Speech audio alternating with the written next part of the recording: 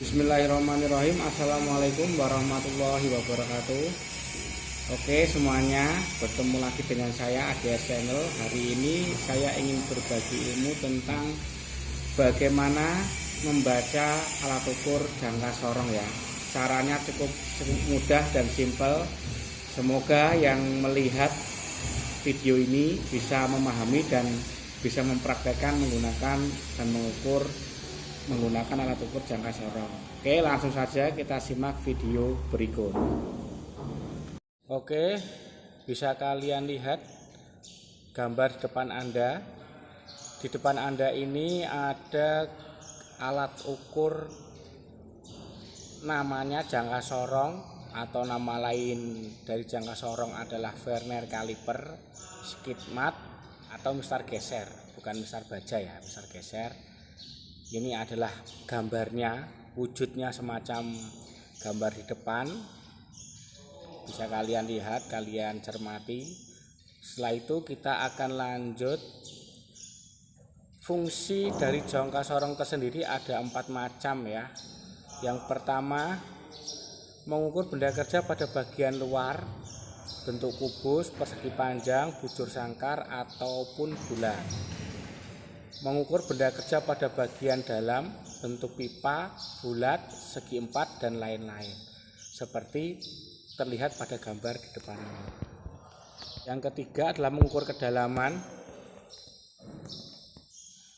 semacam ini. Yang keempat, mengukur ketinggian benda yang bertingkat. Kemudian kita lanjut bagian-bagian dari komponen jangka sorong ya.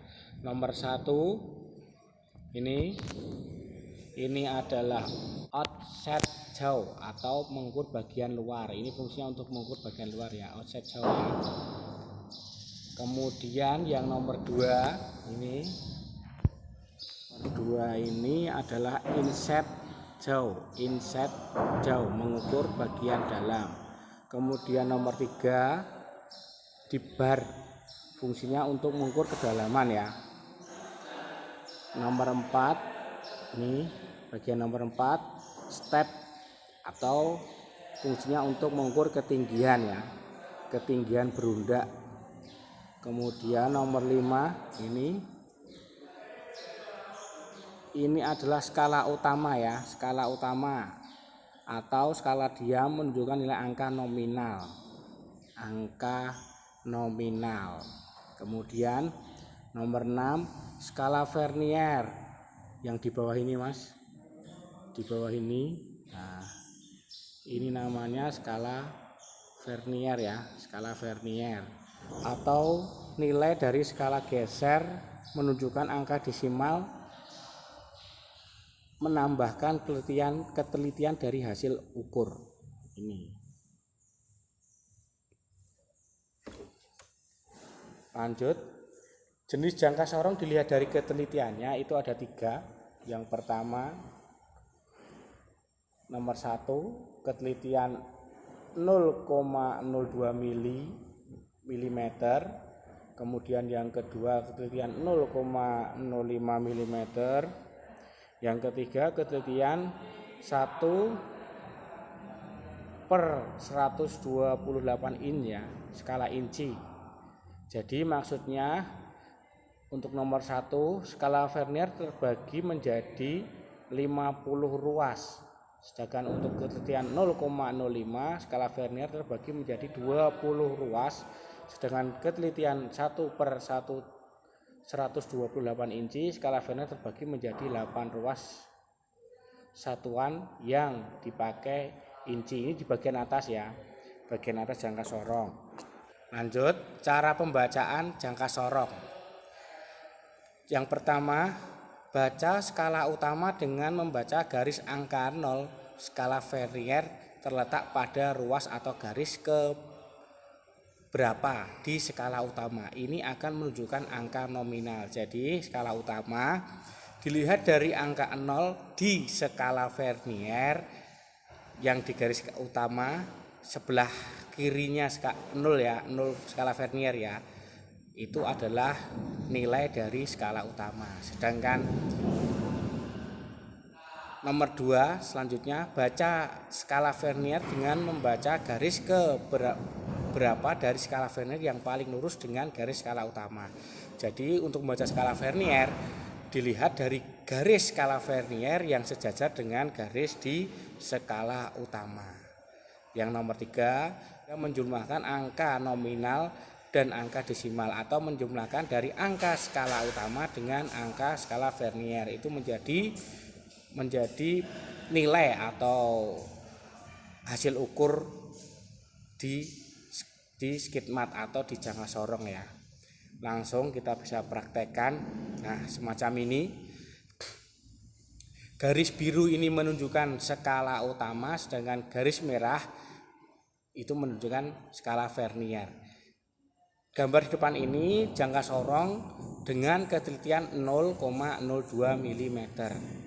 Biasanya juga tertulis di sini ya Mas. Nah, di sini ini, nah semacam ini ada tulisannya 0,02 mm, ataupun kalau tidak ada tulisan semacam ini kalian bisa melihat garis ini. Jumlah garis di skala Vernier yang merah ini Mas dari 0 sampai 1. Apabila itu dari 0 sampai 1 itu ada 5 garis, jadi nilainya atau ketelitian skala ini adalah 0,02. Namun apabila cuma dari 0 sampai 1 itu ada 2 garis, berarti ketelitiannya adalah 0,05. Kalau ada 5 garis, berarti ketelitiannya adalah 0,02 mm. Oke, kita baca dulu hasil dari pembacaan alat ukur yang sudah ada di depan kalian.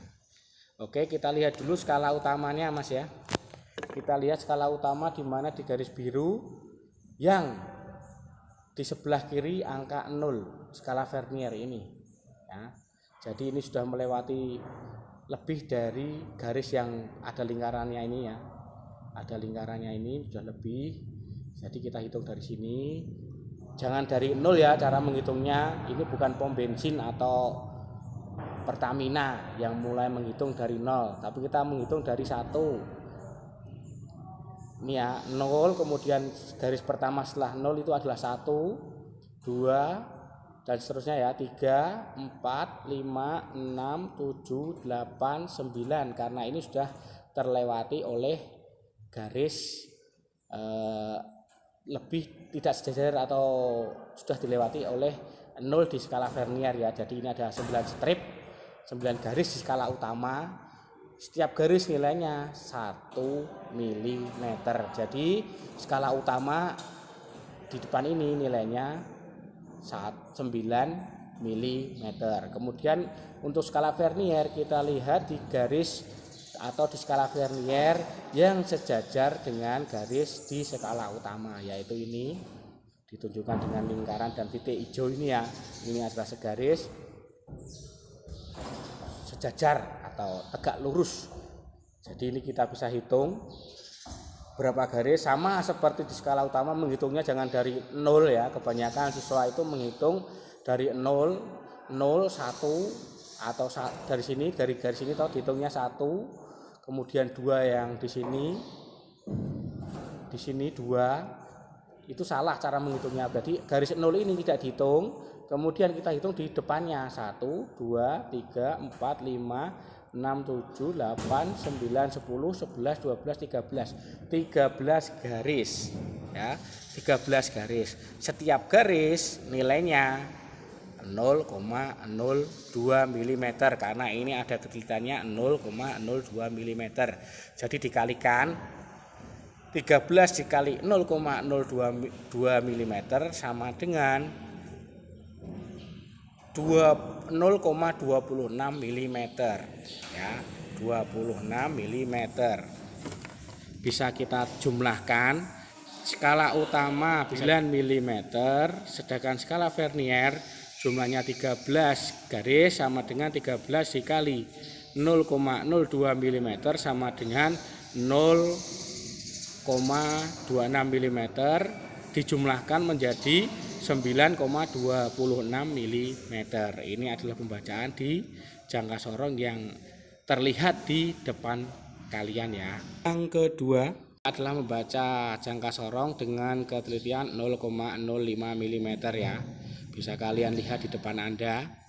Beda dengan jangka sorong yang memiliki ketelitian 0,02 mm seperti yang saya bilang tadi, dilihat dari angka 0 ke 1 cuman ada 2 garis ya, 1, 2. Kemudian kalau yang tadi ketelitiannya 0,02 mm ada 5 garis.